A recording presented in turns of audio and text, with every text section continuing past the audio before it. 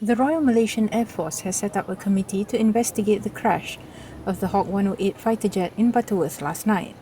Deputy Defence Minister Datuk Seri Ikmal Hisham Abdul Aziz said investigations would cover various aspects, including operations and training.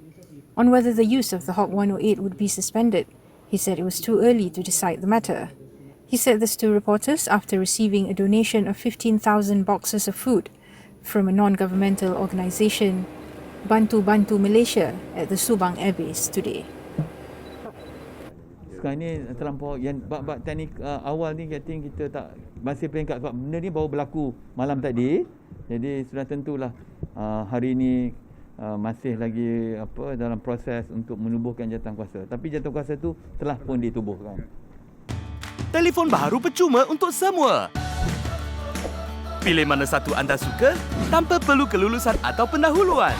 Padankan dengan pelan pascabayar tanpa had terbaik kami.